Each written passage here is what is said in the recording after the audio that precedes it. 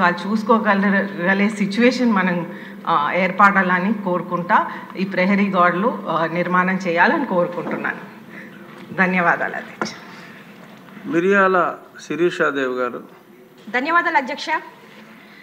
ప్రధానంగా రాష్ట్రంలో అన్ని నియోజకవర్గాల్లో కూడా ఈ పాఠశాలకి ప్రహారీ సమస్య అనేది ప్రధానంగా ఉంటూనే ఉంది అధ్యక్ష. అయితే మా రంపచోడవరం నియోజకవర్గానికి వచ్చి 11 మండలాలకు గాను 500 పైనే దాదాపుగా స్కూళ్ళకి ప్రహారీ గోడలు లేక చాలా ఇబ్బందులు పడుతూనే ఉన్నాం. ఈ ప్రహారీ లేక పడుతున్నటువంటి ఇబ్బందులు ఆల్రెడీ అతిథి గజపతి రాజు గారు చెప్పారండి. అదే సమస్య మేము కూడా పడుతూనే ఉన్నాం. అయితే ఈ ప్రహారీయే కాకుండా పక్కన పెడితే అసలు స్కూల్ లేనే పరిస్థితులు దాదాపుగా మా నియోజకవర్గంలో 80 గ్రామాలకు గాను అసలు పాఠశాలలు లేనటువంటి పరిస్థితులు అధ్యక్ష. ఈ పాఠశాలలు లేవని పక్కన పెడితే శిథిలావస్థలో ఉన్నాయి 105 పాఠశాలలో.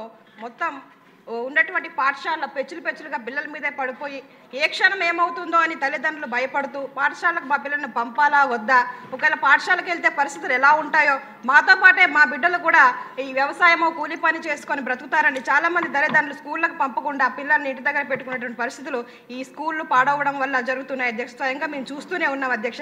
ప్రధానంగా గిరిజన ప్రాంతంలో చదువుకున్న వారే తక్కువగా ఉంటారు అధ్యక్ష. అలాంటిది ఈ పరిస్థితులు చూసి పిల్లల్ని పాఠశాలకు పంపడానికి ఆ యొక్క ఎవరైతే చదువుకొని తల్లిదండ్రులు ఉన్నారో వారు పంపడానికి కూడా ఆసక్తికరంగా చూపించట్లేదు అధ్యక్ష.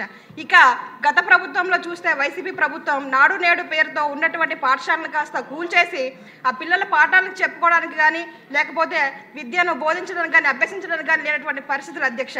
అయితే చాలా గ్రామాల్లో కూడా ఈ పాఠశాల లేకపోవడం వల్ల గ్రామస్తులే డబ్బులు వసూలు చేసుకొని తాటిమట్టలతో తాటాకు పాకలు గాను షెడ్లు గాను వేసుకొని ఆ చెట్ల కింద పుట్టల కింద పాఠాలు చెప్తున్నటువంటి పరిస్థితులు అధ్యక్ష. కొందరైతే మానవతా దృక్పథంతో ఈ ఉపాధ్యాయులే వాళ్ళ డబ్బులు కొంచెం ఖర్చు పెట్టి రేకుల షెడ్లు వేసి పిల్లలకు పాఠాలు బోధిస్తున్నటువంటి పరిస్థితులు అధ్యక్ష. ఇంత దారుణంగా మా నియోజకవర్గంలో ఉన్నాయి అధ్యక్ష. అందుకని మేము ఈ ఏదైతే నాడు నేడులో ఏవైతే అక్రమాలు జరిగాయో వాటిపై విజిలెన్స్ ఎంక్వైరీ ఏమని గతంలో సంబంధిత అధికారులకు మేము నివేదిక ఇచ్చినప్పటికీ ఇంకా ఎటువంటి ఎంక్వైరీ జరగట్లేదు అధ్యక్ష. కనుక ఈ వైసీపీ నాయకులు ఏదైతే ఉన్నారో ఈ నాణ్యత లోపంతో సగం కట్టి వదిలేసినటువంటి నాడు నేడు స్కూల్స్లు జరిగినటువంటి కోట్ల రూపాయల అక్రమాలకు వెంటనే విజిలెన్స్ ఎంక్వైరీ వేయాలని కూడా కోరుతా ఉన్నాను అధ్యక్ష. మా గిరిజన బిడ్డలు స్కూల్కి వెళ్ళాలనే ఆసక్తిని అదేవిధంగా వారి యొక్క జీవితాల్లో విద్య అనే వెలుగును నింపి మంచి వాతావరణంలో విద్యను బోధించి అభ్యసించే అవకాశాలు కల్పించాలని కోరుతా ఉన్నాను. అదేవిధంగా రాష్ట్ర వ్యాప్తంగా ఉన్నటువంటి స్కూళ్ళు ఈ ప్రహారీ నిర్మాణానికి మన ప్రభుత్వం తీసుకున్నటువంటి చర్యలు ఏవో తెలియజేయాలని కోరుతా ఉన్నాను అధ్యక్ష. ధన్యవాదాలు. బండారు శ్రావణశ్రీ కుమారి. గత ప్రభుత్వంలో విద్యార్థుల భవిష్యత్తుతో చెలగాటమాడి వారి జీవితాలను నాశనం చేసింది అధ్యక్ష. నాడు నేడు కార్యక్రమం అని చెప్పి స్కూల్స్ కోసం కోట్లాది రూపాయలు ఖర్చు పెట్టామని చెప్పి ఏ పనులు కూడా పూర్తి చేయకుండా మధ్యలో వదిలేశారు అధ్యక్ష. వాళ్ళ పార్టీ రంగులు స్కూళ్ళకి పెయింట్లుగా వేసుకొని ఫండ్స్ అన్నీ కూడా నిర్వీర్యం చేయడము జరిగింది అధ్యక్ష. ఎంత దారుణం అంటే రాష్ట్రంలో కాంపౌండ్ వాల్స్ లేని స్కూల్స్ ఎన్నున్నాయో తెలియకుండా చేశారు అధ్యక్ష. అందులో మా సింగన్మల నియోజకవర్గంలో దాదాపు 145 స్కూల్స్కి 35 కాంపౌండ్ వాల్స్ లేని పరిస్థితిని ఈరోజు చూస్తున్నాం అధ్యక్ష. కొన్ని స్కూల్స్కి అయితే గోడలు ఉన్నా లేనట్టే అధ్యక్ష. ఎందుకంటే అవి ఏ టైంలో కూలిపోతాయో కూడా తెలియలేని పరిస్థితుల్లో ఈరోజు స్కూల్స్ ఉన్నాయి అధ్యక్ష. ముఖ్యంగా కేజీవీపీ లాంటి గర్ల్స్ హాస్టల్స్లో కనీసం 5 అడుగుల గోడ కూడా లేని పరిస్థితిని ఈరోజు చూస్తున్నాం అధ్యక్ష. వాటి వల్ల పిల్లలు చాలా ఇబ్బంది పడుతున్నారు అధ్యక్ష. ఈ గోడలు సరిగ్గా లేకపోవడం వల్ల ఆకతాయిల ఇల్లీగల్ యాక్టివిటీస్కి అడ్డాగా మారుతుంది అధ్యక్ష. స్కూల్ ప్రెమైసెస్లోనే మద్యం సేవించడాలు, జూదం ఆడాలు, ఇలా పిల్లలకి సేఫ్టీ లేకుండా పోయింది అధ్యక్ష. కాంపౌండ్ వాల్స్ లేకపోవడం వల్ల చుట్టుపక్కల తిరుగుతున్నటువంటి పశువులు కానీ పందులు కానీ కుక్కలు కానీ స్కూల్లో ప్రవేశిస్తున్నాయి అధ్యక్ష. దీనివల్ల పిల్లలు భయభ్రాంతులకు గురవుతున్నారు అధ్యక్ష. అంతేకాకుండా రోడ్డు మీద పారుతున్నటువంటి వర్షపు నీళ్ళు, డ్రైనేజ్ వాటర్ ఇవన్నీ కూడా స్కూల్లోకి రావడం వల్ల పిల్లల ఆరోగ్య పరిస్థితి కూడా దారుణంగా మారింది అధ్యక్ష. ఫైనల్లీ రాష్ట్ర వ్యాప్తంగా కూడా ఉన్నటువంటి గవర్నమెంట్ స్కూల్స్లో కాంపౌండ్ వాల్స్తో పాటు quality education, drinking water, toilets, security purpose కోసం సీసీ కెమెరాస్, అలాగే సోలార్ ఫెన్సింగ్లు ఏర్పాటు చేయగలిగితే మీ ద్వారా మంత్రివర్యులకి కోరుతున్నాను అధ్యక్ష.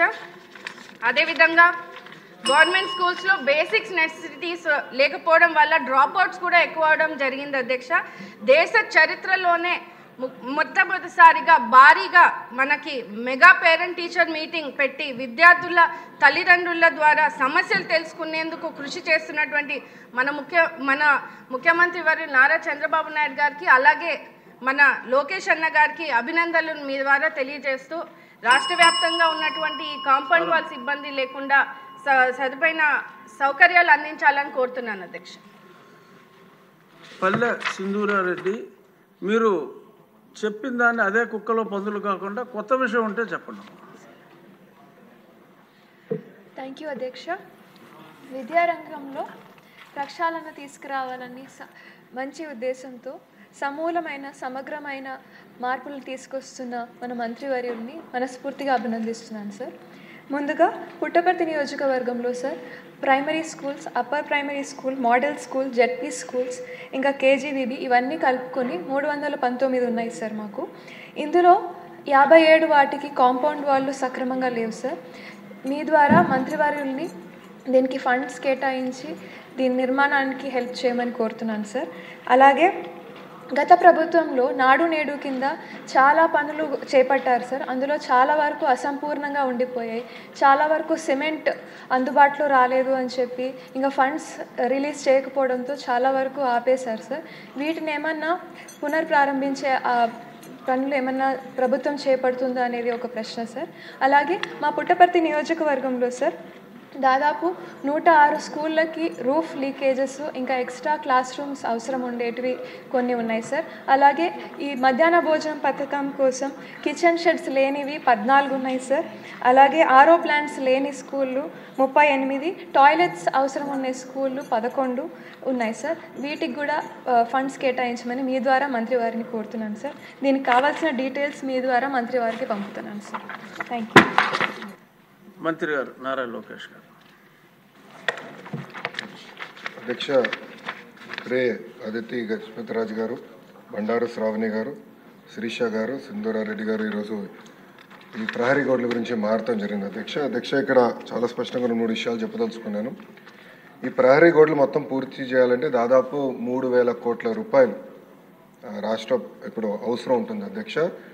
ఇది కన్వర్జెన్స్ కింద, అంటే ఒక పక్కన ఉపాధి హామీ కింద, ఇంకో పక్కన మనబడి మన భవిష్యత్తు కింద కార్యక్రమం కింద దశల వారీగా చేపడతామని గౌరవ సభ్యులకు నేను తెలియజేస్తున్నాను అధ్యక్ష.